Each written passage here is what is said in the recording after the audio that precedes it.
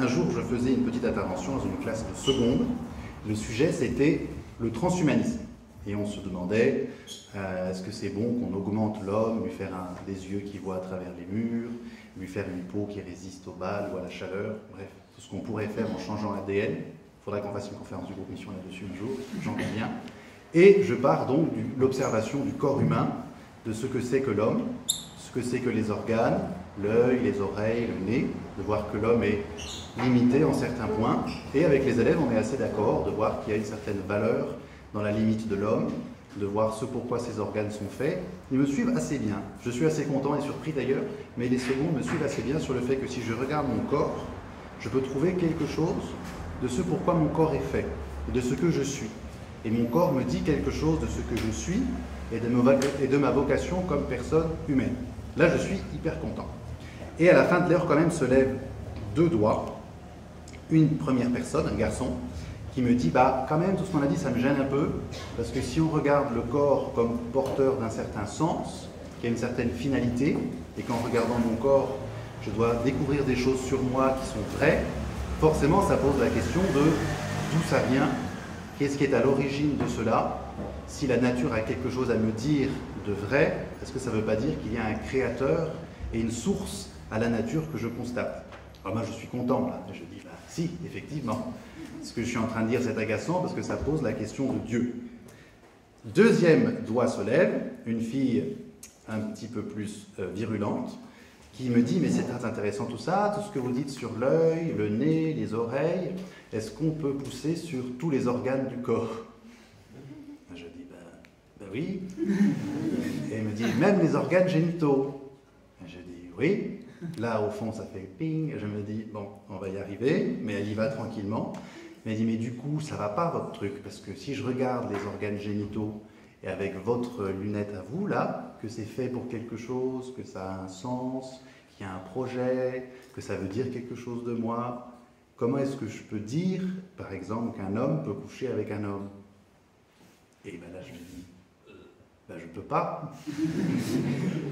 Elle a dit, mais du coup, c'est intenable. Et là, tout le monde est d'accord avec elle, la foule entière est face à moi, elle se dit, bah, effectivement, c'est de la connerie, tout ce qu'on fait depuis une heure. Et donc moi, j'essaie de rester calme, et je leur dis, mais c'est un peu dommage, les enfants, pas les enfants, mais les gens, parce que depuis une heure, on parle ensemble, on dit des choses qui vous paraissent à peu près sensées, en regardant le corps humain, en regardant ce que ça veut pouvoir dire. Vous êtes assez d'accord sur ce qu'on dit, même sur les conclusions transhumanistes, ils étaient d'accord, donc ils étaient plutôt pour tout ce qu'on avait dit, trouvaient que c'était censé avec leur intelligence, tout ça.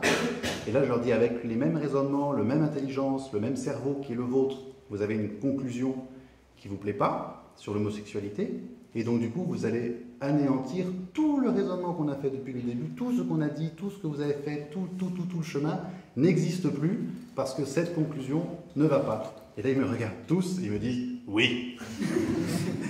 Et là, je dis, bon bah, tant pis. L'anecdote n'est pas finie. C'est ça qui est drôle. Là, je sors de la salle, je descends l'escalier, et là, j'ai mes petits sixièmes qui m'aiment bien, qui viennent faire joujou, enfin, ouais, frère Antoine, qui ne sont pas forcément cathos du tout, mais qui font des blagues, je rigole, donc ils m'aiment bien. Bon. Et là, arrive un garçon un peu plus perdu, qui m'aime bien aussi parce que je suis un des seuls qui l'écoute quand il parle. Et pendant que je parle avec lui, les sixièmes un peu populaires me disent « Frère, on peut lui parler à lui, c'est un gros pédé ». Là, je regarde le garçon, je vois ses yeux franchement humides, et je me dis, mais c'est terrible ce qui est en train de se passer quand même. Et les sixièmes, là, aucun problème, quoi. On vient de détruire publiquement la vie du petit, qui est quand même en sixième ou en cinquième. On ne peut pas dire qu'il ait fait le tour de la question, qu'il soit absolument posé dans la vie, qu'il ait fait un choix décisif sur sa sexualité. Bon, et il est comme ça, mis dans une boîte devant tout le monde. Ça le fait beaucoup souffrir, c'est terrible. Et là, moi, je me dis, c'est quand même les deux scènes ont 45 secondes d'espace entre les deux. Hein. C'est les mêmes sixièmes qui deviendront dans 4 ans les mêmes secondes. Et je me dis, qu'est-ce qui s'est passé entre les deux? Et en réfléchissant à ce qui s'est passé entre les deux, j'ai d'abord la petite version théorique avec ce magnifique extrait du manuel de SVT des classes de seconde que vous avez peut-être déjà vu. Je vous le mettrai en ligne, mais c'est assez simple. Il y a une silhouette qui n'est pas excessivement sexuée, mais qui a, au niveau de là où ça devrait se trouver, plusieurs les signes hommes, femmes, tout ça. Et vous avez ensuite 4 catégories. La catégorie expression, la catégorie identité, la catégorie attirance et la catégorie sexe. Et la catégorie expression, c'est la manière dont une personne va extérieurement manifester une certaine identité sexuelle. Et vous avez à chaque fois 2 choix, homme, femme, avec 2 flèches. Vous avez la catégorie identité, comment je me sens, plutôt homme, plutôt femme. La catégorie attirance émotionnelle, est-ce que je suis plutôt attiré au niveau des émotions par les hommes, par les femmes. Et la catégorie attirance sexuelle, profond de moi, qu'est-ce qui m'attire, plutôt les hommes, plutôt les femmes. À chaque fois, il y a 2 flèches. Et tout en bas, il y a ce magnifique petite catégorie, à chacun d'ajuster ses curseurs, avec à gauche pas du tout, et à droite complètement. Et donc sur toutes les catégories, je peux choisir si je suis un peu homme, un peu femme, complètement, pas du tout. Ça m'a beaucoup intéressé. En tout petit, en bas, il y a marqué sexe, 2 points.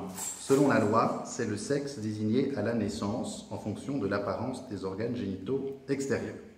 Bon, donc là, il y a un côté théorique. Effectivement, si c'est ça la vérité, ça change beaucoup de mon schéma où je regarde les organes et je vois qu'il y a un sens. Ça change pas mal. Deuxième chose, qui est peut-être beaucoup plus puissante, parce que si les élèves écoutaient tout ce qui se dit en cours, ça se saurait, mais moi je ne suis plus du tout au point sur toutes les séries, et j'ai pas du tout d'abonnement Netflix, ni Disney+, ni Amazon Prime, mais dès que je tombe sur un truc, et qu'on creuse un peu, c'est quand même assez massif dans la culture des séries que nos jeunes regardent à cet âge-là, non pas de promouvoir ou de montrer la beauté de la relation homosexuelle, mais plutôt, j'ai l'impression, vous êtes beaucoup plus expert que moi, de montrer le scandale et la honte de tout jugement ou de toute critique sur le choix des pratiques sexuelles d'une personne. Il y a souvent des personnages dans les séries ou des attitudes dénoncées quand même très très fort, le personne très intolérante, et donc on a une espèce de peur de comme ça pouvoir faire un jugement, pouvoir dire quelque chose d'objectif sur ce que peut être un choix d'une pratique sexuelle, et forcément à force, c'est quand même très massif. Moi quand j'avais votre âge, c'était juste la femme de Chandler Bing dans Friends qui avait une femme, et c'était tout, quoi. C'était à peu près le seul référent homosexuel qu'on avait dans les séries, dans Friends, et il y en a quand même une promotion beaucoup plus forte, et encore une fois, j'ai l'impression pas tant du bonheur ou pas de l'intérieur, à quel point c'est génial et équilibrant, mais plutôt à quel point ça doit être dit comme normal, on ne peut pas en parler, quelque chose d'assez massif. Bon. Alors ce soir, on n'est pas là pour taper juste sur la culture ou sur la société, on est là pour essayer peut-être de mettre ça en rapport avec ce que nous dit la Bible, ce que nous dit Dieu, et voir comment nous, on va éviter, j'espère, ces 2 voies de mon petit exemple. La première, où je mets mon cerveau dans une boîte en oubliant ce que j'ai appris, ou ce que je découvre dans la Bible, ou ce que je découvre dans la nature, et puisqu'on m'a dit qu'on ne pouvait absolument pas poser un jugement négatif sur la pratique homosexuelle, eh ben, je ne peux pas le faire, donc je vais détruire tous les raisonnements préalables qui pourraient mener jusque-là. Dangereux comme chemin. Et on va aussi éviter, si vous le voulez bien, la version B de mes petits sixièmes. Lui, il ne faut pas lui parler, c'est un gros PD. Dangereux comme chemin aussi, ça n'apportera pas beaucoup de bien. Revenons donc un petit peu en face. Si vous n'avez pas lu récemment votre catéchisme, je vous le redis juste en quelques mots, comment on va comprendre ce que me dit le catéchisme, qui part de l'écriture, c'est son job, veut dire ce qu'il y a dans l'écriture et dans la révélation, que l'acte homosexuel est contraire à la loi naturelle, qu'il ferme l'acte sexuel au don de la vie, que l'acte homosexuel ne procède pas d'une complémentarité affective et sexuelle véritable et qu'il ne saurait recevoir d'approbation en aucun cas. Aucun, au moins c'est clair. Puis le catéchisme continue, un nombre non négligeable de personnes ont cette tendance, ne choisissent pas leurs conditions homosexuelles et constituent parfois une épreuve. Ils doivent être accueillis avec respect, compassion et délicatesse. On évitera à leur égard toute marque de discrimination injuste. Ça, c'était la solution 2. Ne parlez pas, frère, gros pédé. On évitera à leur égard toute marque de discrimination injuste. Ces personnes, après il y a l'aspect plus positif, ces personnes sont appelées à réaliser la volonté de Dieu dans leur vie. Les personnes homosexuelles, comme toutes les autres, sont appelées à la chasteté, par les vertus de maîtrise de soi, éducatrice de la liberté intérieure, quelquefois par le soutien d'une amitié désintéressée, par la prière et la grâce sacramentelle. Les personnes peuvent et doivent se rapprocher graduellement et résolument de la perfection chrétienne. Bien, là on a posé un peu le monde, la culture, le message de l'Église. Mais ce qui est pénible, je trouve, avec ce sujet, c'est qu'on a l'impression qu'on doit toujours choisir entre, en gros, 3 mauvaises solutions. Première mauvaise solution, ce serait de suivre tout droit ce que me dit Netflix, d'écouter très tôt tous les désirs qui poussent à l'intérieur de moi et de se façonner très tôt au gré simplement de mes attirances, de mes expériences, sans lien du tout avec ce qu'on a pu m'apprendre, ce que c'est qu'un homme, ce que c'est qu'une femme, ce que la Bible peut me dire, ce que Dieu peut me dire, ce qu'un peu de philosophie parfois pourrait me dire. Seconde mauvaise solution, ça serait la résistance un peu obtuse de mes élèves de 6e, qui ne sont pas du tout des petits cathos d'ailleurs, mais qui ont une espèce de modèle très strict et fort d'un modèle traditionnel de la société. La famille, c'est papa, maman, enfant, et tout ce qui est un peu à l'extérieur, il faut taper dessus, insulter, pour que ça ne dépasse pas.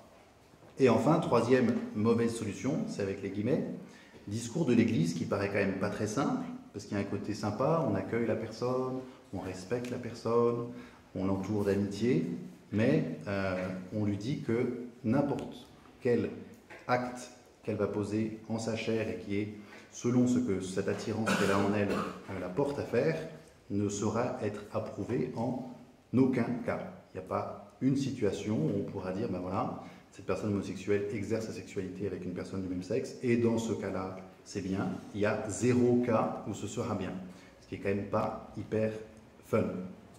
Pour essayer de comprendre cette solution pas hyper fun, je propose 2 domaines de réflexion. D'abord, un domaine plus personnel. Que penser de l'homosexualité qui arrive à moi, à mon frère, à ma petite sœur, à ma cousine, à mon beau-père? Comment gérer cette attirance ou celle d'un proche? Comment recevoir la confidence de mon futur fils, ma future fille, qui viendra me parler de cela? Et un deuxième pan de réflexion qui sera plus l'aspect communautaire et de société. Pourquoi est-ce que l'Église non seulement a un discours sur le plan personnel, mais se permet aussi un discours communautaire? Vous avez vu à l'occasion de la Manif pour tous, ce qui a beaucoup choqué, c'est pourquoi est-ce que vous vous permettez de juger la vie sexuelle et la vie personnelle des personnes. Et l'Église et les personnes qui étaient engagées dans les débats disaient, mais ça n'engage pas que nous, ça n'engage pas que les personnes qui vont choisir de se marier, ça engage la société dans laquelle on vit, ça engage l'avenir dans lequel vont grandir nos enfants, ça nous engage tous. Donc d'abord le plan individuel, personnel, et d'abord le plan plus communautaire, et ensuite le plan plus communautaire. Le plan personnel, donc, de ce que j'ai redit du catéchisme et du discours de l'Église, vous aurez saisi, et vous retiendrez s'il vous plaît, que la grande distinction à avoir et à retenir quand on parle de ce sujet, c'est la personne et ses tendances, et les actes qu'elle va poser. Une personne, ça n'est pas une tendance sexuelle. Une personne, ça n'est pas une pratique sexuelle. Je suis mon corps, ça c'est très chrétien, pas penser qu'on est juste une âme avec des membres. Je suis mon corps, mais je ne suis pas mes actes. Je ne suis pas telle passion, je ne suis pas telle attirance précise. Moi, je suis un individu. J'ai certes des attirances, j'ai certes des pulsions, j'ai certes eu telle ou telle expérience qui va un petit peu influer sur ma personnalité, bien sûr, mais jamais je ne vais me réduire à ce que je fais avec mon corps. Jamais je ne vais me réduire à ce que je ressens comme désir en moi. Je suis beaucoup plus large que mes désirs ou que mes actes. Et c'est donc important vraiment d'élargir notre débat. Et on va l'élargir, si vous le voulez bien, en 2 sens. Premier élargissement que je vous propose, il faut urgemment apprendre à notre société, à nos amis, que la vie est peut-être un peu plus large que la génitalité. Sinon, le frère Clément, au bout de la salle, et moi-même avons une vie vraiment pourrie. Si on me pose une question sur la sexualité, je trouve ça dommage dans l'école d'être sans arrêt dans le non. Est-ce que ça c'est bien? Non. Est-ce que vous avez droit à ça? Non. Et je trouve ça hyper triste. J'aurais beaucoup de oui, moi, que j'aimerais bien donner. Une personne homosexuelle qui viendrait me voir et qui me dirait, est-ce que Dieu m'aime quoi qu'il arrive? Oui. Est-ce que Dieu m'aime tel que je suis? Oui. Même si je fais des trucs graves. Oui. Même des trucs, mais vraiment dégueux. Oui. Dieu, il t'aime toujours. Même si je me sens vraiment perdu, mal dans ma peau, pas à ma place sur terre. Oui. L'amour de Dieu est là sans fin. Mais je pourrais aussi connaître Dieu comme les autres. Oui, je pourrais le prier. Oui, je pourrais avancer avec lui. Oui, tout ça, c'est oui. Et la seule question qu'on me pose, ce n'est pas des choses positives sur la relation à Dieu, c'est est-ce que j'ai droit de faire ça ou comment est-ce que vous jugez tel acte en particulier, qui est quand même très très petit dans la vie d'une personne par rapport à sa vocation profonde d'être en lien avec d'autres, de connaître, d'aimer Dieu et d'aller au ciel un jour. Donc ça, il faut vraiment l'élargir très fort, passer de la partie des actes et des attirances à une partie beaucoup plus intime et profonde de ce que je suis et ma vocation profonde à connaître, aimer Dieu, me donner dans la société. Deuxième élargissement, il est plutôt pour vous celui-là, pas pour nous, l'urgence aussi de découvrir que le discours exigeant de l'Église, et qui semble parfois intenable, n'est pas que exigeant pour les personnes homosexuelles. La barre qui semble passer très haut, elle n'est pas que placée très haut pour les personnes homosexuelles. La sexualité, dans le discours de l'Église, n'est jamais détachée de deux finalités. Ça, on l'avait fait au topo l'an dernier sur les fiançailles.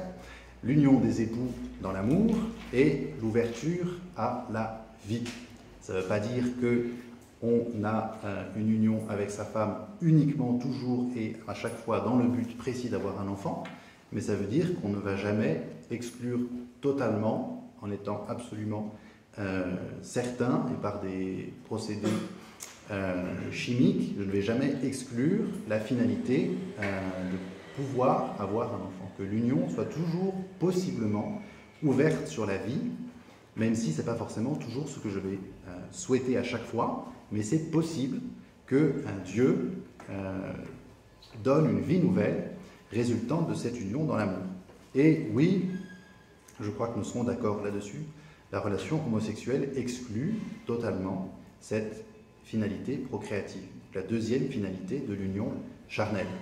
Mais vous serez, je crois, d'accord avec moi pour reconnaître qu'il y a des tas et des tas d'actes que l'on peut poser, seul ou à deux, ou plus encore, qui excluent aussi cette finalité procréative. Tous ces actes-là, l'Église dira que ce n'est pas au niveau de ce que Dieu veut pour la sexualité, qui engage un homme, une femme, dans le mariage, dans la fidélité, avec comme double finalité toujours l'union dans l'amour et l'ouverture à la vie. Donc attention à se fixer sur ce petit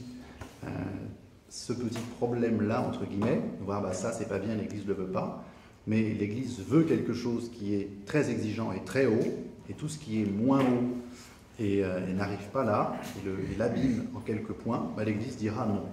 Elle se contente jamais d'une moitié d'actes bons ou de quelque chose qui ressemble un petit peu à ce qui serait la bonne manière d'agir. L'Église vous propose le top. L'Église vous propose ce qui vous rend pleinement et véritablement heureux dans votre sexualité. Elle ne vous donne pas la moitié. Et donc, c'est exigeant pour tout le monde. Je pense qu'il n'y a personne dans cette salle qui se dit « Ouais, je trouve que c'est à la fois un message beau, celui de l'Église, mais en plus qui est tellement à ma portée. Quoi. Je trouve ça... C'est quelque chose qui me correspond très bien. » Non, il y a quelque chose qui est difficile, et qui est difficile pour les personnes mariées, pour les personnes célibataires, pour les religieux, pour les homosexuels, pour tout le monde. Mais bien sûr, il y aura quelque chose d'héroïque et de vraiment difficile quand on se découvre homosexuel, de voir un célibat qui n'est pas choisi, si c'est ça évidemment mon chemin, ce qu'on va voir dans à peu près 35 secondes, mais si vraiment je pense avoir une attirance exclusive pour les personnes du même sexe que moi, je découvre que l'Église me donne pas tellement de façon d'exprimer ma sexualité avec quelqu'un d'autre qui est du même sexe que moi, mais elle me demande de l'amitié désintéressée, de l'amour que je vais échanger, me donner dans la société, trouver un lieu où je vais pouvoir aimer, faire du bien, et ce ne sera pas avec mon corps. Ça, évidemment, c'est très difficile. Précisons un peu ça, justement. Est-ce que c'est toujours ça ce dont il s'agit? Est-ce que dès qu'il y a quelque chose de l'ordre de l'attirance homosexuelle, de l'ordre d'un acte homosexuel, tout de suite, il faut prendre son catéchisme, voilà, un désordonné, truc, paf, célibat, amitié. Je ne suis pas du tout certain. La première ligne du catéchisme, c'est que l'homosexualité a une genèse largement inexpliquée. Donc je vais m'en tenir là, mais quand même proposer quelques petites pistes suite à quelques lectures et quelques entretiens. même si on restera sur le largement inexpliqué. Moi, j'ai quand même dégagé 3 grandes familles, mais ça, c'est vraiment moi. Donc, si on vous dit que c'est faux, bah, dites très bien. C'est parfait. C'est pas marqué dans la Bible, c'est pas marqué dans le catéchisme, ce que je vous dis maintenant.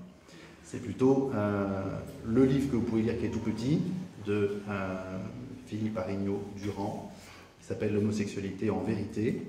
Et il y a ensuite des livres de psychologie, enfin il y a beaucoup de littérature, mais c'est vrai qu'il n'y a pas un livre qui vous dit, bah voilà, on l'a trouvé, c'est ça. Il n'y a pas encore. Première catégorie donc, que j'appellerais l'homosexualité accidentelle ou passagère, qui peut se présenter lors de l'enfance, lors de l'adolescence, et qui n'est pas forcément appelée à rester toute la vie. Il y a beaucoup de gens qu'on croise, qui ont traversé telle ou telle attirance un petit peu ambiguë, qui ont même posé tel ou tel acte un petit peu ambigu, et qui, l'âge venant et la puberté s'arrêtant, voient que c'est plus tellement une question, se marient, sont joyeux et ont beaucoup d'enfants. Donc ce n'est pas parce que, comme fille, j'ai eu un jour un désir bizarre, une étreinte ambiguë, voire même un baiser volé un peu spécial, que toute ma vie est dans une case pour toujours. C'est important ça, parce que vous avez des personnes qui vraiment vont se mettre des nœuds au cerveau de choses qu'ils ont faites, de choses qu'ils ont vues. Attention, il n'y a pas une boîte absolue dans laquelle va me poser tel ou tel geste, acte, regard, vidéo que j'ai pu voir avec une forme d'excitation et qui me dit voilà, c'est moi, c'est pour toujours. Deuxième catégorie, j'ai été amusé de voir sur l'OMS que l'adolescence maintenant se finit pour l'OMS à 19 ans. Et qu'il y a des articles plutôt sérieux qui mettent l'adolescence jusqu'à 24 ans aujourd'hui. Des vrais gens en blouse blanche avec des docteurs et plein d'argent, qui disent les études, c'est 24 ans. D'accord. Bienvenue. Donc, ne pas trop s'inquiéter si les choses ne sont pas toutes stables. Peut-être qu'on peut se donner un peu de temps, voir comment les choses se passent, et ne pas tirer de conclusions absolument définitives sur ces attirances avant 19, 20, 21, 22, 23, 24 ans, on verra bien. Mais ce n'est pas à 16 ans, voire à 12 ans, comme dans le cas de mon petit dans la cour de récréation, qu'on se place dans une boîte pour toujours. Deuxième grande catégorie, ce serait l'homosexualité réactionnelle, plutôt d'ordre d'une réaction psychologique à un problème qu'on peut identifier quelque part, même si la personne, elle, ne l'a pas forcément identifié, mais il y a eu quelque chose, un épisode traumatisant. Le bouquin dont je vous parlais d'Arignaud, c'est un catholique qui ne se satisfaisait pas totalement du discours de l'Église quand il a découvert son homosexualité et qui s'est dit je vais aller regarder moi-même. Et donc il a fait un peu le tour du milieu gay parisien, il a eu beaucoup de rencontres, il a posé beaucoup de questions, son but c'était de connaître vraiment mieux. Et il dit simplement, sans donner de nom, sans donner de chiffres, parce que ce n'est pas son métier, mais il dit à quel point ça a été frappant et fréquent de voir un abus dans l'enfance, quelque chose de difficile, vraiment un épisode dur qui était là. Donc c'est quand même assez présent. Lui, c'est pas son cas, à l'auteur justement. Donc c'est intéressant de voir. Lui, c'est plutôt le troisième grande catégorie, l'homosexualité que je qualifierais de structurelle, qui est présente, qui est là, qui se met en place de manière assez précoce. Et la personne dira, mais j'ai pas le sentiment d'avoir été autrement à un moment dans ma vie. J'ai toujours été comme ça s'est développé tranquillement, c'est ainsi et je le reçois. Et certains vont l'accepter, d'autres vont en souffrir beaucoup, mais là il peut y avoir ce que le catéchisme appelle comme irréversibilité de cette tendance-là. Il n'y a pas à chercher à changer quelque chose, c'est là. Donc attention à la grande théorie des thérapies de guérison et de conversion et compagnie. Il y a des personnes qui sont ainsi, se découvrent ainsi. Il n'y a pas de choix, il y a plus ou moins une facilité à accepter ce qu'elles sont. Bien, ces trois cas ne sont pas les mêmes et à chaque fois il y a des souffrances ou des blessures qui sont plus ou moins profondes, mais je crois que dans tous les cas, il faut avoir le courage de dire que dans tous les cas, même s'il n'y a pas eu d'acte posé, il y a quelque chose qui est problématique, psychologiquement problématique. Il y a quelque chose, une contradiction entre mon identité sexuelle et mon attirance. Ça ne veut pas dire que je suis mauvais, sale, pas bien, mais je peux reconnaître qu'il y a quelque chose en moi qui n'est pas exactement comme cela devrait être. Après, tout sera de trouver les mots, évidemment, pour dire cela à quelqu'un ou pour me l'avouer à moi-même, comment je vais pouvoir expliquer ou dire qu'il y a quelque chose qui n'est pas tout à fait là comme ça devrait être. Dire que c'est problématique ou que c'est pas comme ça devrait être, c'est pas dire que c'est une faute. Ça, s'il vous plaît, retenez-le bien. Un garçon attiré par un autre garçon, ça n'est pas une faute. Une fille qui couche avec une autre fille, c'est une faute. Une fille ou un garçon qui imagine des trucs de manière très poussée avec une autre fille ou un autre garçon, c'est aussi une faute. Mais l'attirance pure, ça n'est pas une faute. Comment le caractériser alors, cette attirance-là, cette identité-là, qui n'est pas tout à fait en place? Ça, c'est vraiment pas simple comme question. Évidemment, le mot de maladie est sans doute à éviter. Je prends un exemple très concret, qui est le frère Antoine. En principe, là, il y a une panique dans l'assistance. C'était hyper gênant cette conférence. Le frère s'est mis à parler de ses problèmes d'adolescence et tout. Le frère Antoine, moi pomme, souffre d'un syndrome de stealing dual de type 2. Il y a des gens qui font médecine ici? C'est-à-dire une affection congénitale rare, responsable d'une imitation des mouvements oculaires horizontaux en rapport avec une agénésie partielle ou totale du nerf abducens. C'est une innervation aberrante du droit latéral par les fibres du nerf oculomoteur. Dans sa forme clinique la plus fréquente, pour le dire simplement, mon œil gauche ne tourne pas vers la gauche. C'est de naissance et c'est ainsi.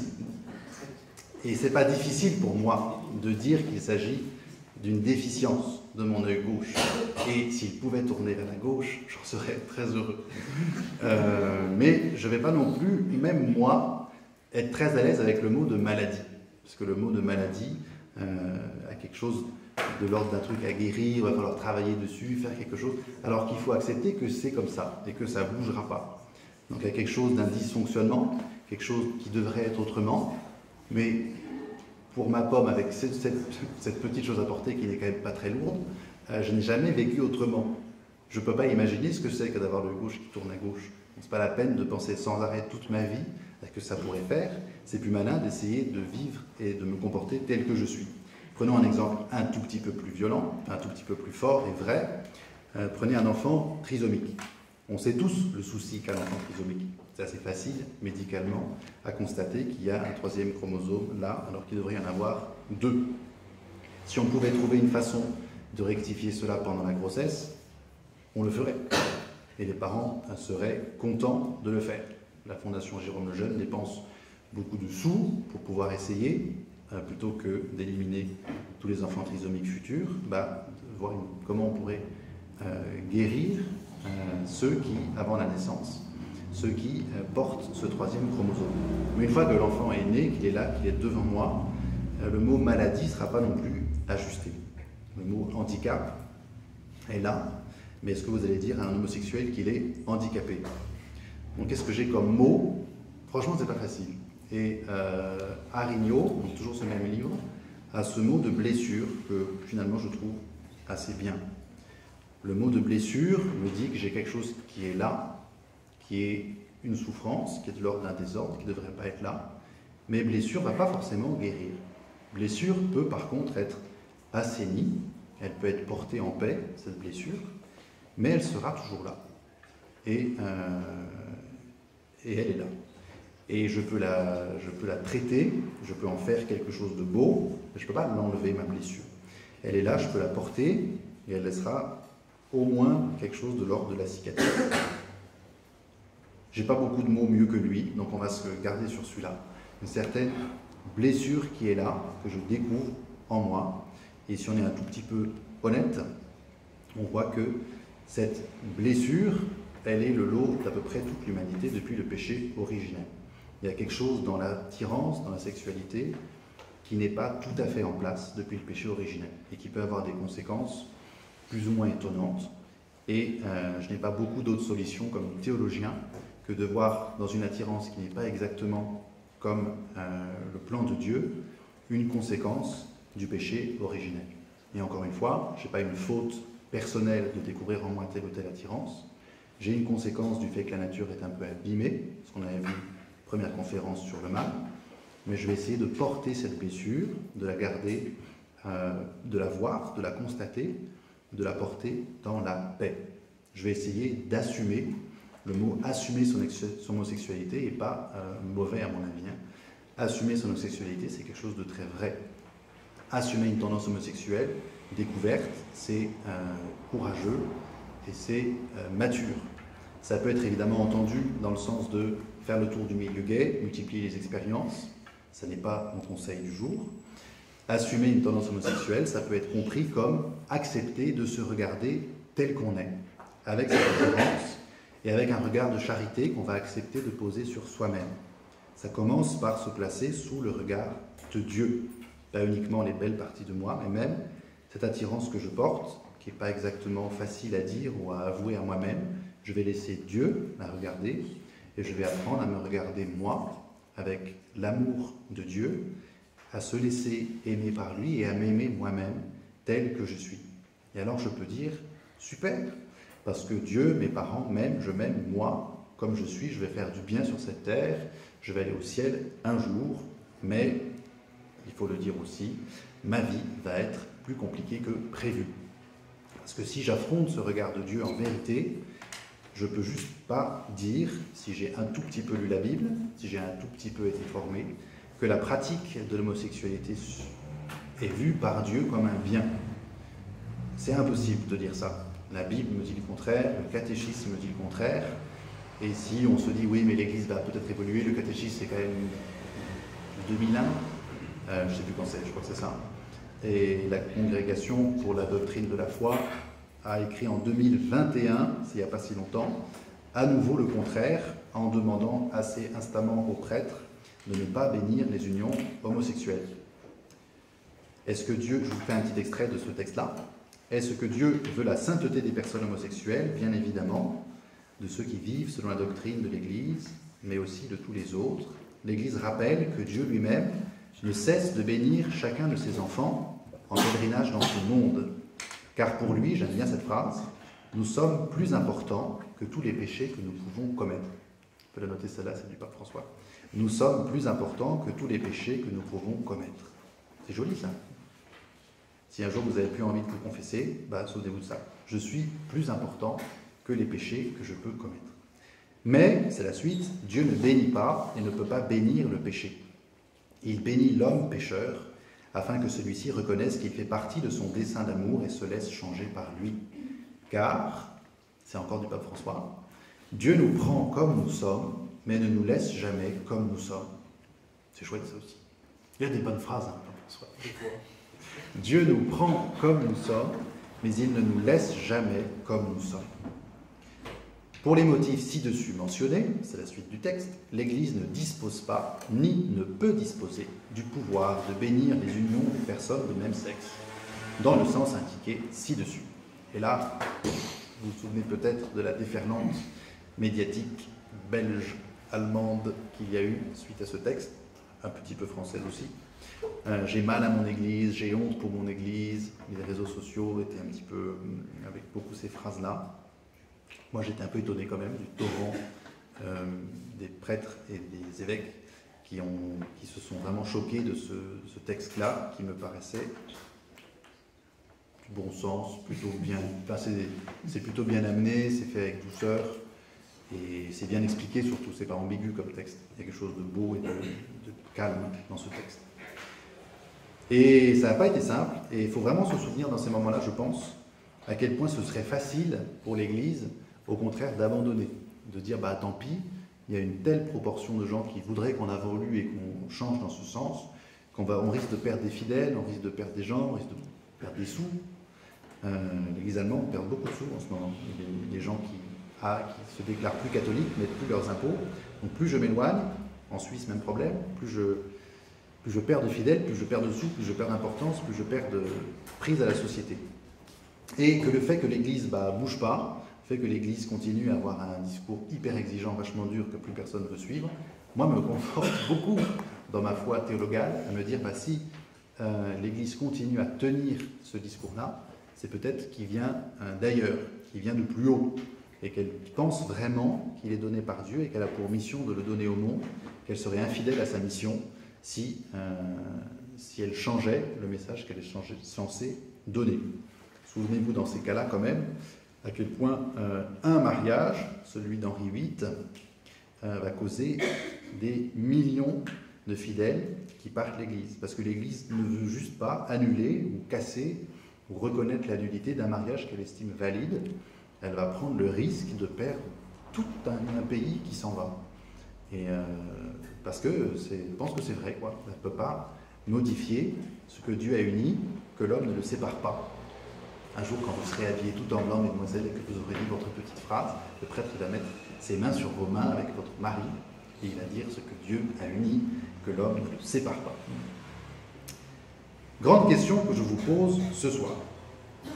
Dans cette salle, dans notre milieu, quelle option est-ce qu'on laisse à une jeune fille ou un jeune homme qui découvre une attirance homosexuelle assez exclusive et qui estime qu'elle a passé son adolescence puisqu'elle a 37 ans? J'ai l'impression qu'il y a deux solutions un petit peu pourries qu'on lui donne. Mais c'est mon impression. Peut-être que vous allez me montrer le contraire.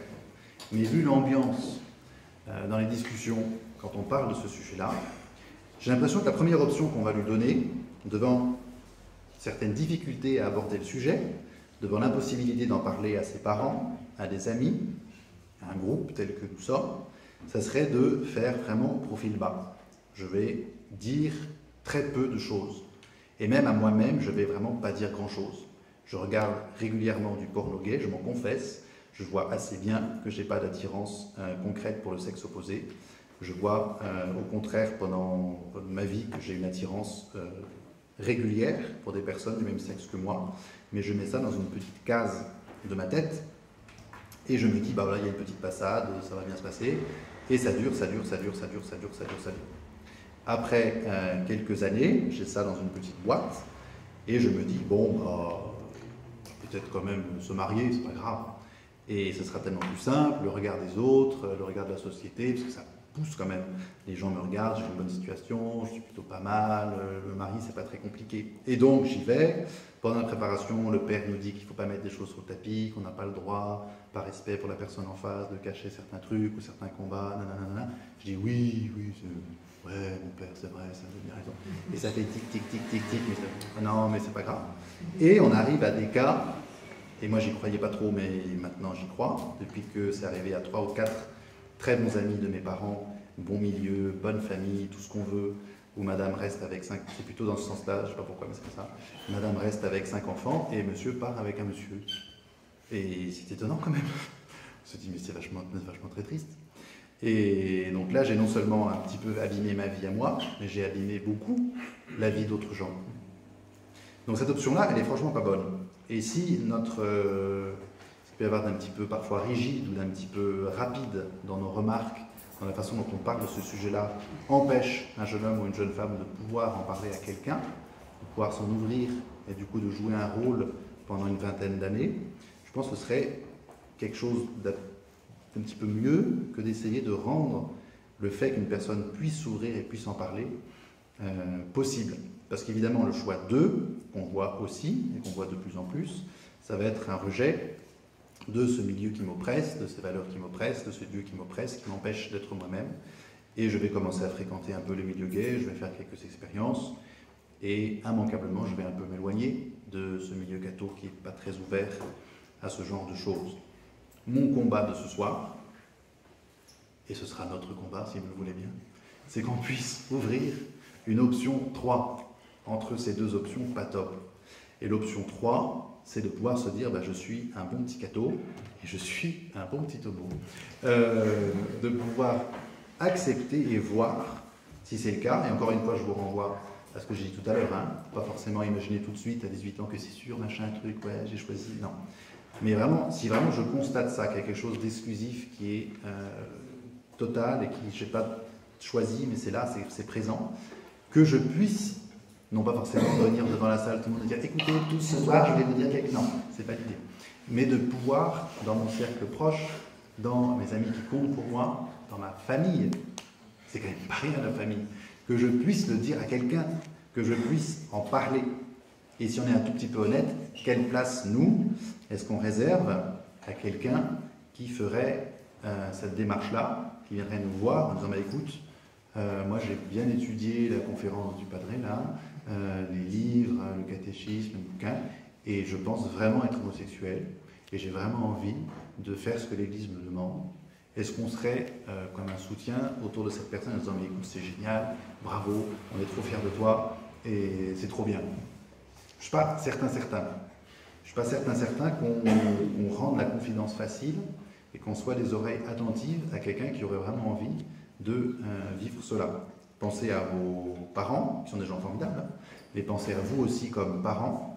Comment est-ce qu'on fait, comment est-ce qu'on accueillerait, comment est-ce qu'on rendrait possible la confidence d'une fille, d'un fils qui aurait ça à porter et qui aurait envie de le vivre bien. Et comment on l'accompagnerait et comment on placerait ça sous le regard de Jésus. Bon, encore, je ne dis pas qu'il faut absolument devenir militant à tout prix, mais il y a peut-être un intermédiaire entre militant à tout prix et sujet défendu, tabou, on n'en parlera jamais, ma chérie. D'accord. On a tous dans nos familles l'oncle ou le cousin qui ne s'est pas marié, qui n'a pas d'enfant, qu'on ne sait pas trop pourquoi, mais on ne le dit pas, mais un peu, mais oui, mais non. Vous en avez chez vous aussi ou non? Il y en a. Et on n'en dit rien. Et c'est vachement dur quand même d'avoir une existence où on ne parle jamais de ce qu'on est, de ce qu'on porte, alors que c'est pas facile pour cette personne quand même de porter ça. Si elle a choisi de le vivre dans le célibat, c'est vachement dur de voir qu'elle n'existe pas en fait dans la discussion, parce que ce point-là, c'est compliqué, quoi. C'est vachement dur. Alors que c'est pas la peine, encore une fois, de lui mettre une étiquette, on dit ouais, try to be Catholic and gay, non. Mais on pourrait quand même en parler, quoi, dire que voilà, donc le machin, il a quelque chose qu'il porte et qui n'est pas simple, mais il aime le Christ, il se donne aux autres, il investit dans tel truc, il est à Saint-Vincent-de-Paul, enfin on pourrait dire des tas de choses super, et qu'il a une place dans l'Église, qu'il est heureux et qu'il a fait un choix positif d'être à la fois heureux dans sa sexualité et heureux et dans son célibat et heureux dans l'Église. Ce ne sera pas simple, hein, évidemment. Là je dis ça, ça paraît tout joli. Mais ce sera évidemment pas simple pour une personne qui fait ce choix de vivre ce célibat sur le long terme. Il y aurait évidemment des chutes, mais encore une fois, comme chacun d'entre nous. Tout le monde a des chutes dans le domaine de la chasteté, et oui, c'est vrai qu'il y a du plus ou moins grave. En confession, peut-être le frère Clément ne ferait pas pareil, mais je pense que si quand même. Je ne vais pas analyser tout pareil, une relation physique homosexuelle avec la chute occasionnelle de ce petit couple de fiancés qui chemine depuis très longtemps, qui essaie vraiment de faire bien et qui a eu un accident de parcours. Dans la structure mentale qu'on a, on sait quand même qu'il y a certaines choses qui sont plus ou moins bonnes dans le plan de Dieu, et les fiancés qui vraiment se préparent de plus en plus toujours à faire cette chose bonne dans le plan de Dieu n'ont pas exactement peut-être les mêmes garde-fous ou la même situation ils en sont que cette relation homosexuelle qui m'est confessée. Mais l'inverse marche aussi, hein, et le confesseur sera peut-être un peu plus sévère entre guillemets avec l'hétéro très très chaud qui ne se gère pas du tout et qui enchaîne les aventures et les personnes qui le blessent très très très très fort, par rapport à l'homo qui essaye de faire bien et qui, avec quelques chutes, essaye de vivre ce que l'Église lui demande. Donc il n'y a pas d'un coup une espèce de gradation. La relation homosexuelle sera toujours gravissime et atroce, alors que la relation hétérosexuelle sera toujours un peu mieux. Faux, ça, enfin, absolument faux. La gravité du péché, elle n'est pas sur le truc extérieur absolu, elle est à quel point moi, je blesse ou non l'idéal de la sexualité que me présente le Seigneur.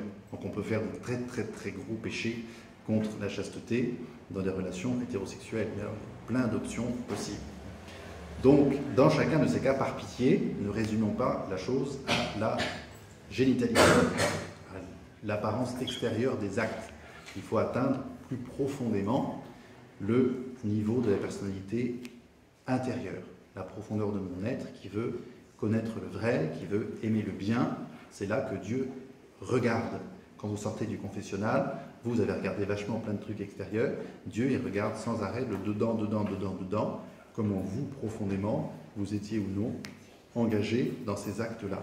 Et la personne qui est pardonnée, qui est vivifiée, ce n'est pas peut-être votre image mentale de comment je sens les choses, c'est vraiment votre être profond en lien avec Dieu qui est rapproché de lui et assimilé, enfin, et retourné à cette innocence du baptême magnifique.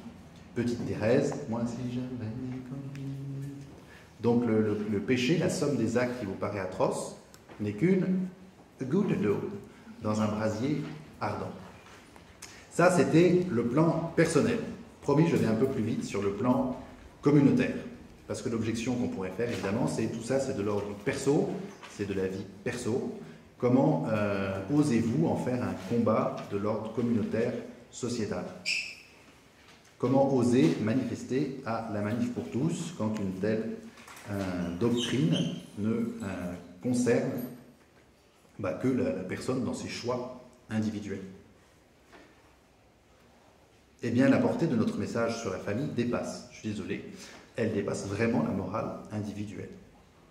C'est faux de dire ce sont vos valeurs, gardez-les pour vous, parce que quand on parle de notre sujet, dans une société qui va dans le sens d'une égalité absolument parfaite entre les couples et leur possibilité d'avoir des enfants, ce que fait cette société me concerne moi. Et d'ailleurs, on a vu au moment de la Manif pour tous, beaucoup de personnes homosexuelles sont lucides sur ça et refusent catégoriquement tout ce qu'il peut y avoir comme ouverture à l'adoption ou à la possibilité d'avoir des enfants entre deux femmes ou entre deux hommes. Là encore, on ne juge pas les personnes, n'est-ce pas? Mais on résiste avec une certaine charité et une certaine fermeté à une entreprise de destruction de notre civilisation. Le terme est un tout petit peu fort, mais il n'est pas absolument absurde, puisque notre civilisation, elle est bâtie sur une cellule de base, qui est la famille. C'est là que se transmet la culture, c'est là que se transmet la foi, c'est là que se renouvelle l'humanité. Et donc ce qui pousse à la famille, ce qui touche à la famille, touche à l'avenir de notre société. D'abord peut-être pour la question du discours sur la sexualité, au niveau de la société, et de la tendance homosexuelle. Ce que dit la société, ce que disent les médias, me concerne, parce qu'il concerne le monde dans lequel mes enfants vont grandir. Et je vois de plus en plus autour de moi une société qui entretient l'immaturité sexuelle, qui ne permet pas de se situer vraiment dans une identité masculine ou féminine, et j'ai le droit de ne pas être d'accord. J'ai le droit d'exprimer mon désaccord avec cela. Vous-même, tous, vous avez souffert, consciemment ou non, d'un monde qui n'a pas un discours très clair sur la nature de la sexualité.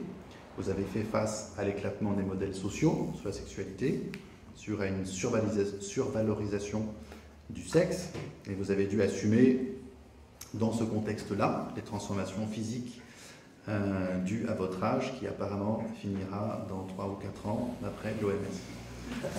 Nombre de difficultés dans votre environnement éducatif ont perturbé un peu vos repères masculins et féminins. Et donc vous pouvez souhaiter légitimement que ces déplacements ou ces choses qui affaiblissent ce que c'est qu'un homme, qu'une femme dans la conception globale de votre société, arrêtent un petit peu de dériver pour que vos enfants aient un monde, en tout cas pas pire que le vôtre. Le regret, dans un pessimisme tout dominicain, de vous dire que je ne suis pas tout à fait optimiste pour l'instant sur le résultat. Mais on va voir. C'est donc important que vous puissiez non seulement en parler pour changer la société, mais aussi en parler pour éduquer vos enfants. Ça paraît bête, mais quand on voit des gens dans les parloirs qui demandent un accompagnement et qui n'a vraiment rien eu comme transmission de valeurs sur la sexualité, c'est très très effrayant. Donc ne laissez pas vos enfants sans armes, ne laissez pas vos enfants sans rien, parce que si ce n'est pas vous qui leur donnez une petite éducation sur la sexualité, la pornographie s'en chargera très bien, et les séries s'en chargeront très bien aussi. Donc il y a besoin vraiment, dans un climat de respect, d'amour, de pouvoir faire passer et dire quelque chose à vos enfants sur la sexualité. Et autant que possible, de s'engager, rien que dans les écoles catholiques, si vous mettez vos enfants à l'enseignement catholique et que vous dites juste, bon voilà, tout ce qui est éducation sexuelle, je laisse faire, ça ne me concerne pas, vous laissez faire et vous laissez entrer dans les enseignements des choses qui ne sont pas du tout conformes à ce que vous aimeriez transmettre. Et c'est triste de voir des écoles qui, pas forcément parce que le directeur est méchant, mais parce qu'il fait ce qu'on lui dit, et les parents laissent faire tout, quoi. Et vous avez des trucs qui rentrent dans l'enseignement catholique qui sont à 1000 lieues de ce que la Bible propose. Donc avant déjà de devenir ministre de l'Éducation nationale et de changer tout, commençons peut-être au niveau le plus proche, là on peut avoir une influence simple, à avoir ce souci de la transmission d'une anthropologie biblique, une sexualité telle que la Bible la propose. Ça, c'était plutôt le discours sur l'attirance, homme-femme, homosexualité et sexualité. Il y a ensuite la question du mariage et de la famille, puisque des personnes homosexuelles ont réclamé, il n'y a pas si longtemps, des droits équivalents à ceux du mariage, et la nature ne permettant pas une fécondité évidente, les progrès scientifiques et l'adoption permettent d'y remédier. Là, on dépasse aussi la morale personnelle. Ça fait plusieurs décennies qu'on se marie de plus en plus sans amour. On veut s'aimer sans se marier, on veut s'aimer sans avoir d'enfants, on veut avoir des enfants sans amour, sans acte d'amour. Et là, il y a quelque chose d'un cercle qui prépare une société future qui ne sera pas très en forme. Humanité avait pris ce risque très grand d'affirmer le lien profond entre sexualité et fécondité. Beaucoup de gens sont partis de l'Église à ce moment-là. Bon. Mais nous continuons à tenir ça. Le fait d'être le fruit de l'amour d'un homme et d'une femme, c'est une chance inestimable. J'ai quand même l'impression que c'est encore à peu près la majorité des gens dans cette salle qui sont le fruit de l'amour entre un homme et une femme. Et c'est très beau. Un enfant, ce n'est pas le cas, forcément, évidemment, je ne vais pas dire tu n'as aucune chance dans la vie puisque tu n'es pas le fruit de l'amour d'un homme et d'une femme. Non, on ne va pas lui dire ça. Mais dans son développement, forcément, il va y avoir quelque chose qui n'a pas été là, quoi. Il n'y a pas eu cet amour, cette complémentarité affective qui l'a porté et qui l'a fait grandir. Il a dû se développer dans un contexte un peu plus spécial. Moi, je n'ai pas le droit de faire des statistiques dans le milieu scolaire où je suis, mais je vois quand même que les élèves où ce n'est pas tout simple sont souvent ceux où l'environnement familial est pas tout simple. C'est ainsi. Il y a évidemment sans doute des exceptions. Il y a des cas pas tout simples avec des familles très très très classiques. Et il y a sans doute des familles homoparentales ou autres avec des enfants formidables. Très très très très possible et probable. Mais je vois quand même un lien assez fort entre comment les enfants sont éduqués, ce que les enfants deviennent. Et les familles avec deux mamans, avec deux papas, ont des enfants qui se cherchent quand même beaucoup. Donc ça nous concerne tous. Ça concerne le monde de demain que l'on construit. Les enfants que les personnes auront ont le droit, c'est le grand motto de la Manif pour tous, à avoir une éducation où ils se sentiront bien épanouis, ils pourront découvrir qui ils sont dans leur identité comme garçons, comme filles. Conclusion. C'est la personne, et ce n'est pas la tendance sexuelle qui est un sujet de droit et de devoir, et qui est enfant de Dieu. Ça, c'est même pas une histoire de religion, je pense que c'est quelque chose qui est accessible à la raison, qu'il y a un niveau plus profond que l'attirance ou que les actes, qui est la personne humaine. Parler des homosexuels en général, c'est déjà un petit peu l'échec. Encore un petit coup du pape François qui aime bien dire qu'il ne faut pas trop passer du substantif à l'adjectif. Un homosexuel, un noir, un rigolo, enfin je ne sais pas, tous les adjectifs qui qualifient les personnes. Il y a d'abord une personne. C'est cette personne qui est homosexuelle, cette personne qui est noire, cette personne qui est très rigolote. Quand on accepte la nomenclature de faire des cases, on a déjà un petit peu perdu. Cette nomenclature elle est très très récente, hein, c'est la fin du 19e, 1876, Louis-Xavier. Avant, il y avait des actes. Le mot homosexuel, il est très très récent. Dans la Divine Comédie, qui est un petit peu plus ancienne que 1876, vous avez des fornicateurs, des jouisseurs, des pédérastes, des adultères en enfer, mais aussi au purgatoire, qui sont tout droit vers le ciel. Il y a des actes qui sont là et qui sont parfois des péchés et qui n'empêchent pas absolument une personne d'avancer dans la vie et d'aller vers Dieu. Soyons un petit peu fiers, si vous le voulez bien, de l'Église, qui est à peu près la seule instance sociale aujourd'hui qui rappelle la réalité de la différence sexuelle pour fonder l'humain et le lien social. Donc accrochons-nous. Moi j'espère encore secrètement qu'il y aura des conversions à cause de ça. J'en ai vu quelques-unes, je n'en ai pas encore vu beaucoup. Mais des gens qui disent, qui sont plutôt des philosophes athées, et qui disent mais le monde était en train de se déliter totalement, et je suis tombé sur humanité, je suis tombé sur des trucs vraiment bourrins de l'Église catholique.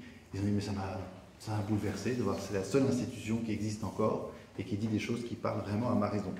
Pour l'instant j'en connais 3, j'espère qu'il y en aura d'autres.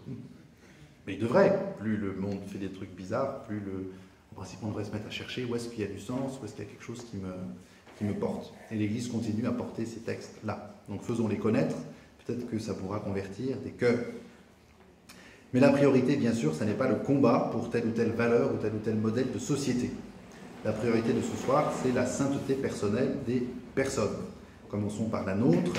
Si je me découvre une tendance homosexuelle forte, première question que je vais me poser, c'est comment je vais vivre ma sainteté avec cela. C'est pas forcément comment je vais me dire, qu'est-ce qu'on va penser de moi, qu'est-ce qui va se passer. C'est comment je vais rester ami de Dieu avec cela. Comment je vais orienter ma vie avec cela. Et de fait, avoir un partenaire par semaine ne sera peut-être pas le meilleur chemin pour commencer, mais avoir telle ou telle chute ne sera pas forcément la fin de la route. Et Dieu m'attend, et Dieu a un projet pour moi. Faire comme si de rien n'était et rendre mon futur mari ou ma future femme très malheureuse n'est pas non plus un bon chemin. Ça, je le dis et je le répète parce que c'est quand même des cas qu'on entend beaucoup dans les mariages qui ne marchent pas top et des annulations de mariage parce qu'il y avait telle tendance homosexuelle qui n'avait pas été dite au moment de la préparation alors qu'elle était sue. Donc ça, c'est très triste, c'est très dommage. Ne pas le garder pour soi, ne pas essayer de tout tenir et de tout gérer tout seul. Ne pas essayer de cacher à Dieu ou à moi-même ce que je suis, mais regarder le Seigneur, me laisser regarder, savoir que je suis aimé et avancer avec lui. Après, pour un autre, j'ai tel membre de ma famille, un grand frère, un petit frère, une petite sœur, qui pratique son homosexualité. Certes, c'est un mal objectif, mais ma priorité à moi, ça va être de l'aider, de partir de là où il est. Dieu nous prend là où on est, il ne nous laisse pas là où on est. Essayons de faire pareil. Partons des personnes là où elles sont et voir comment on peut, petit à petit, remettre le Seigneur dans leur vie. Je ne dois pas tout accepter d'une personne dans ce cas-là, mais je dois toujours l'aimer beaucoup. L'aimer, c'est vouloir son bien, c'est vouloir sa sainteté. Et dernière chose, attention à ne pas trop stigmatiser encore une fois telle ou telle catégorie. Avoir un regard négatif est un petit peu facile vers celui qui n'arrive pas à gérer cette tendance qui est en lui, alors que c'est beaucoup plus simple de chuter de façon plus traditionnelle. C'est beaucoup moins, c'est mieux vu, ça posera moins de problèmes, il y aura moins de discours, ça sera plus dans le cadre, mais aux yeux de Dieu, rien ne dit que ce sera beaucoup moins grave. Si on ouvre un petit peu les yeux, on voit beaucoup de choses autour de nous et dans notre vie, beaucoup d'aspects qui ne sont pas exactement en lien avec ce que demande l'Église.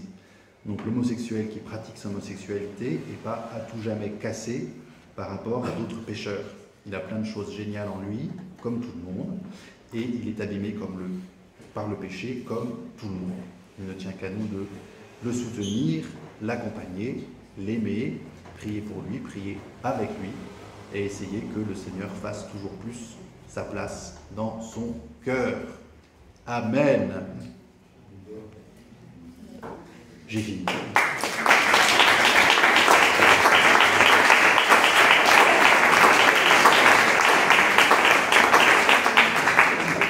Nous avons peut-être quelques questions. On aime les questions. Valentin. Ouais, je trouve dommage qu'on n'ait pas poussé la réflexion étymologique du mot homosexualité jusqu'au bout parce qu'on a bien abordé, et ça c'est bien parce que c'est très souvent pas fait, le fait que le genre homosexuel ne soit pas défini que par la sexualité et qu'on n'ait pas utilisé du coup le mot homosensibilité. Parce qu'on a utilisé le mot homosexuel tout le long, ouais. Alors qu'au début on avait parlé de la sensibilité, du coup... Parce que moi du coup j'utilise plus le mot homosexuel depuis quasiment 1 an. Et je parle du coup que d'homosensibilité pour les gens que ça concerne. Parce que là, ce sont des gens et c'est pas que la sexualité qui est concernée par leur orientation. Bonne remarque de vocabulaire entre homosexualité et homosensibilité. C'est vrai.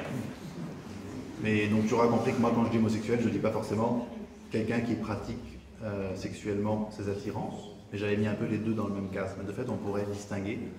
Et, autre question peut-être. Victoria. Je voulais savoir ce que disait l'Église par rapport aux personnes à tendance homosexuelle qui sentent en même temps une vocation à la vie religieuse, puisqu'elles auront des tentations homosexuelles, tout comme les hommes hétéros auront des tentations envers des femmes. Ouais. Est-ce qu'on considère que leur tentation doit être plus forte, plus difficile à surmonter? Alors, j'ai pas de texte en tête pour la vie religieuse, j'ai un texte en tête pour la prêtrise. C'est des textes que Benoît XVI avait fait écrire. Et ça a fait beaucoup de commentaires. Dans la formulation, il dit qu'il ne faudrait pas ordonner des hommes qui ont des tendances homosexuelles profondément enracinées. Et après, il y a eu beaucoup de commentaires. Et en gros, moi, la façon dont je l'ai comprise d'après les commentaires, mais ça s'est fait avec beaucoup de textes autour. Si on prend un petit peu de 2 ou 3 exemples, le jeune homme qui découvre quelque chose de l'ordre d'une tendance même exclusive et qui n'a jamais pratiqué son homosexualité, a porté ça et a senti un appel qui n'était pas en lien avec ça. Évidemment, la chose à discerner, Victoria, c'est est-ce que je vais suivre le Seigneur ou devenir prêtre parce que je vois que je ne peux pas me caser ailleurs et que ça me panique un peu. Et donc, du coup, on va avoir une espèce de sublimation de trouver un lieu, quoi. Et donc la prêtrise ou la vocation ou le monastère peut devenir un lieu attirant pour pouvoir vivre et avoir une façade au monde qui soit à peu près acceptable. Donc ça, ce sera au discernement évidemment des supérieurs de voir est-ce que j'ai affaire à quelqu'un qui veut suivre Jésus, est-ce que j'ai affaire à quelqu'un qui veut fuir la question de son homosexualité. Mais un jeune homme ou une jeune femme qui n'aurait pas eu de pratique du tout, enfin qui essaie vraiment de faire le bien, peut à mon avis être accompagné, faire un bon prêtre, une bonne religieuse. Le profondément enraciné de Benoît XVI, moi des commentaires que j'ai lus, était plutôt de quelque chose qui est en soi très profond, a été plutôt pratiqué, même revendiqué, quelque chose d'une homosexualité qui a un équilibre affectif d'une personne qui n'est pas très en place et qui l'empêche d'être en vérité avec les personnes qui lui seront confiées et qui a une incapacité de celui qui a un petit peu fait exploser sa sensibilité ou son relationnel par une pratique d'homosexualité ou une appartenance à un lobby très fort, enfin, qui a construit son identité sexuelle de façon très orientée dans son homosexualité. Et celui-là, dans le texte de Benoît XVI, il faudrait plutôt l'écarter un petit peu du séminaire parce que c'est pas tellement sa place. Pour la vie religieuse, je ne crois pas qu'il y ait de texte, j'en ai pas vu en tout cas. Mais évidemment, la question se pose. Nous, quand on a notre formation comme religieux, le but principal du formateur, c'est de voir pourquoi est-ce que la personne est venue. Est-ce qu'elle est venue pour Jésus? Est-ce qu'elle est venue pour être avec des personnes du même sexe et trouver ça sympa? Est-ce qu'elle est venue pour fuir une question dans le monde qu'elle n'a pas réussi à gérer? Est-ce qu'elle est venue pour être stylée dans un habit du Moyen-Âge? Voilà. La question que doit se poser le formateur, c'est est-ce que c'est le Christ qui est au centre? Et il y a beaucoup d'années de formation, de discussion. On essaie posément de voir l'histoire de la personne, voir s'il y a quelque chose qui là est un petit peu une mauvaise raison d'être au monastère. Et évidemment, si, moi je n'ai pas été permettre, mais si comme permettre un jeune dit ou une jeune dit, écoutez, ma soeur c'est très compliqué, parce que quand même dans les sœurs avec lesquelles je suis, il y en a au moins 4 auxquelles je suis déjà tombée amoureuse, je pense à ça sans arrêt, c'est difficile. Si c'est récurrent dans les années de formation, il y a peut-être quelque chose à faire, quoi. Peut-être pas le meilleur endroit, le monastère, pour cette personne. Frère Clément, tu aurais une autre idée?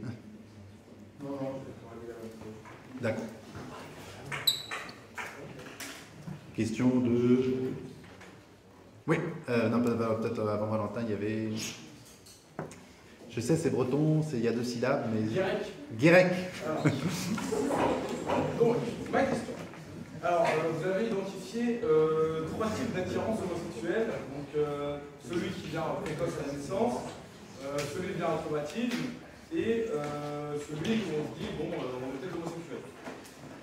Pensez-vous pas qu'il y aurait une quatrième raison qui serait l'influence? Donc, moi, vous savez, je suis breton, et donc j'étais plusieurs fois à Nantes. Je ne sais pas si vous êtes déjà allé à Nantes, mais à Nantes, l'une des mœurs de la ville, c'est les LGBT.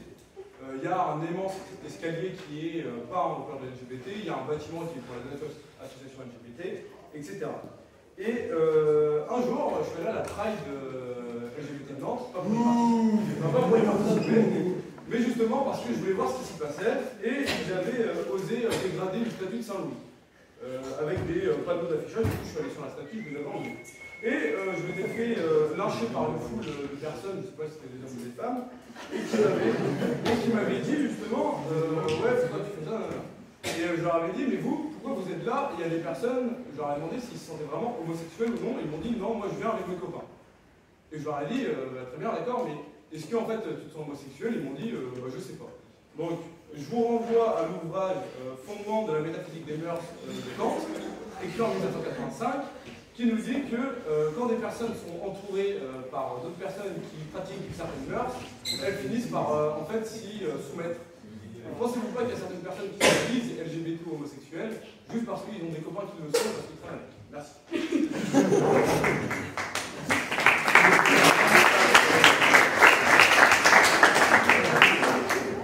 Je crois que Guérec a encore gagné la fiche du jour pour ça.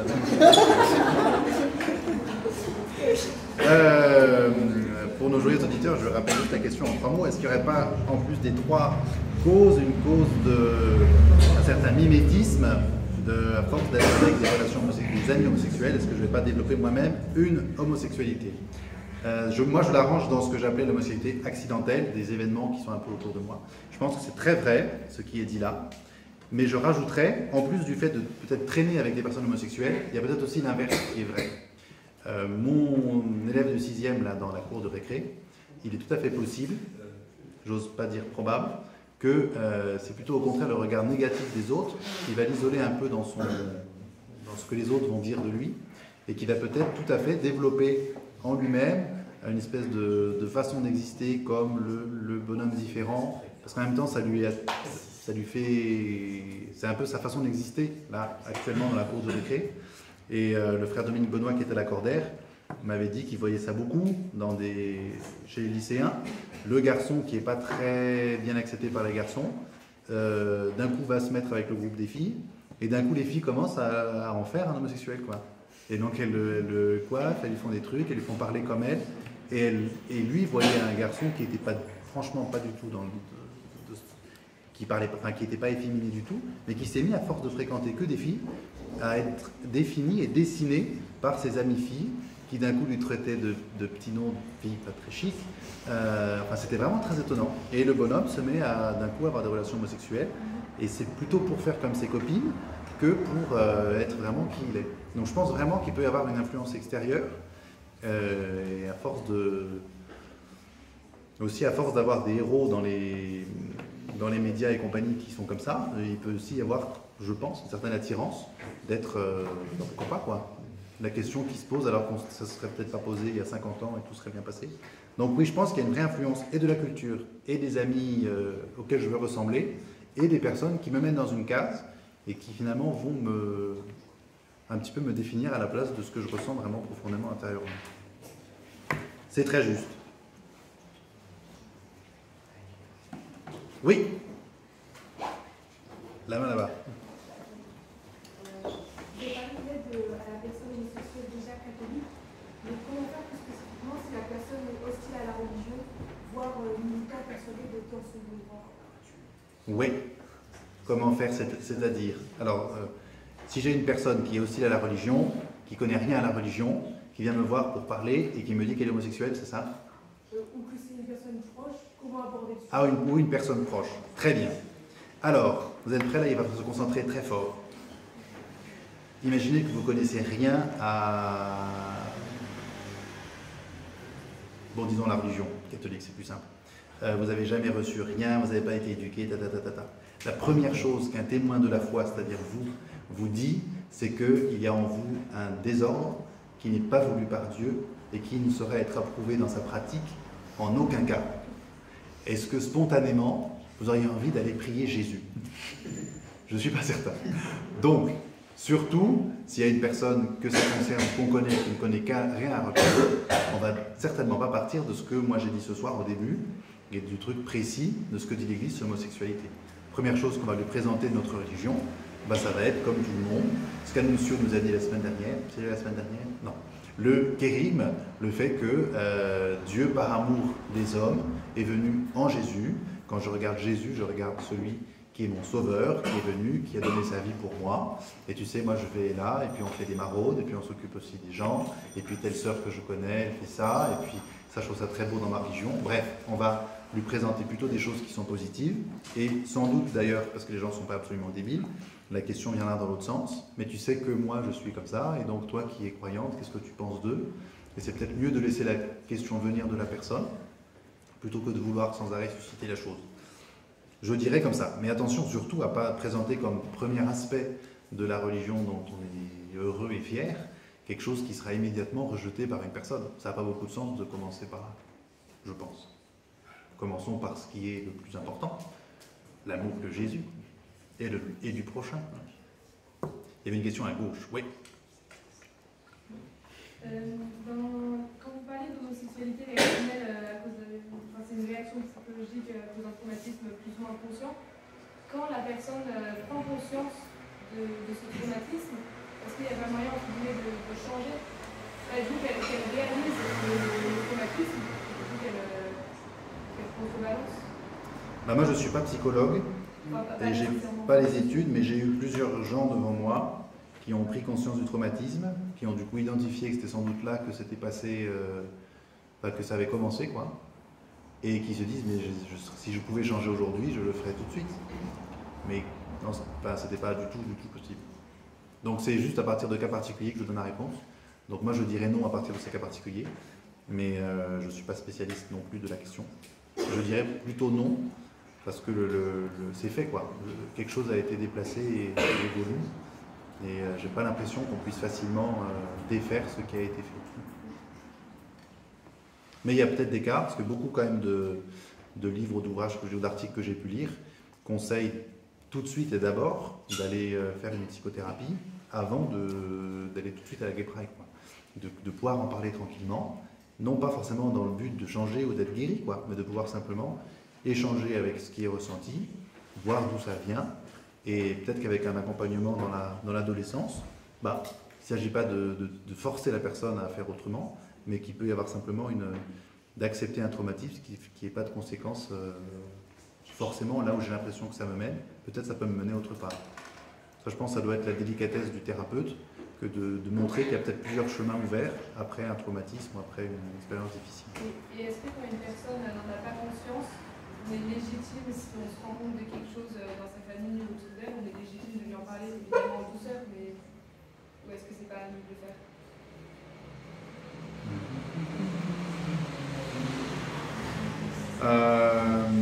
Moi je pense que s'il y a l'amitié et s'il y a la douceur, c'est légitime. Mais je pèse les mots. Hein. C'est l'amitié vraiment très très très très proche et la vraie délicatesse de vouloir le bien de la personne et de l'emmener très très doucement vers une question qu'elle n'ose pas regarder pour son bien à elle. Que dirait le frère Clément?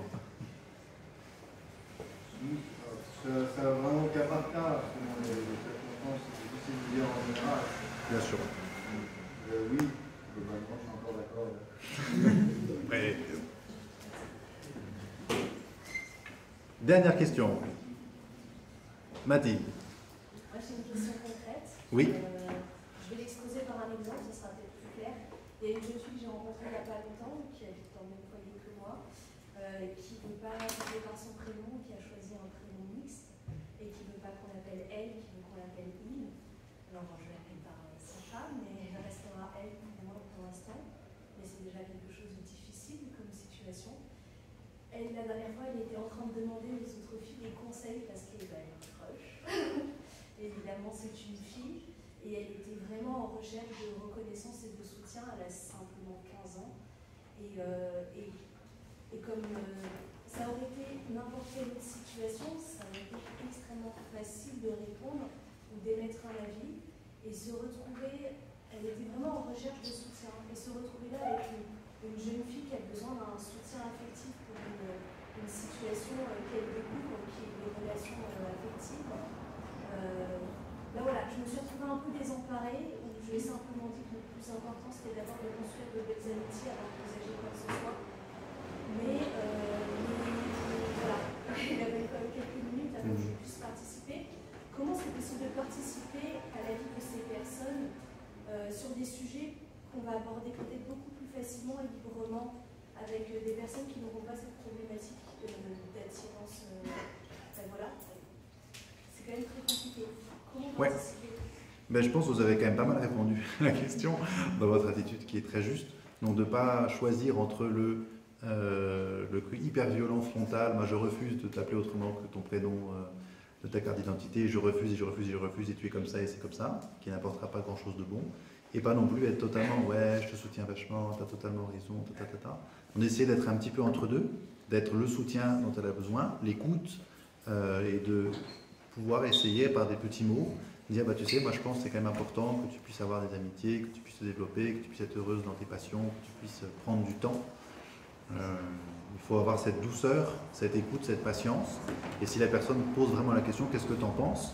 Bah, de ne pas mentir, quoi, de dire le plus simplement possible qu'on pense qu'elle va peut-être un petit peu vite, que pour son âge c'est un peu rapide ces changements qu'elle est en train de faire. Et il y a vraiment besoin de soutien et d'écoute.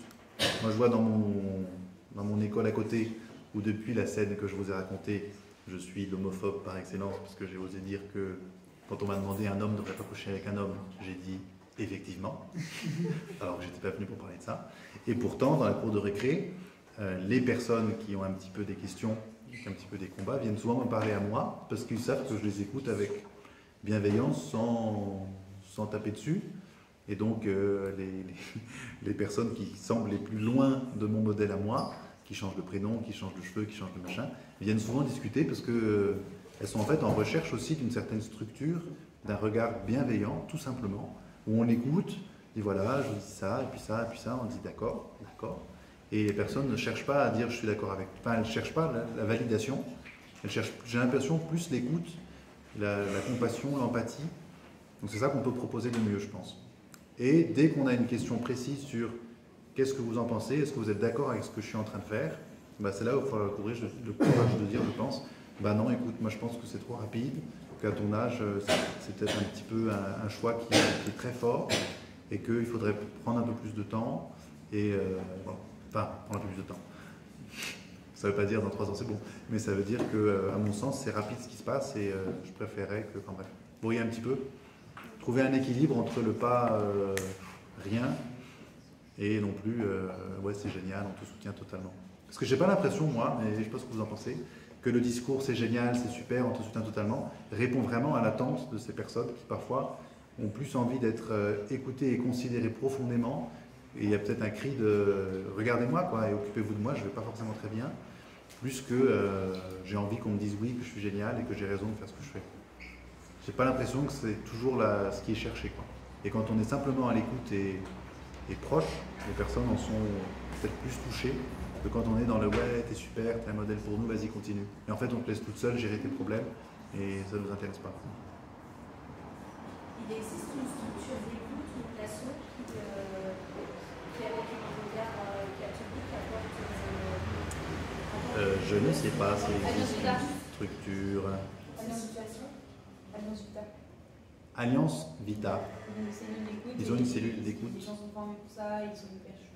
Mais elle est là pour cette problématique-là, bien sûr.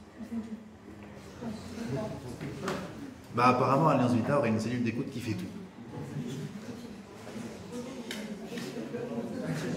Très bien, je vous remercie beaucoup pour votre attention. Il commence à se faire tard. Est-ce que vous avez encore un tout petit peu de cerveau? Parce qu'on a 4 annonces. Si on les bourrine bien,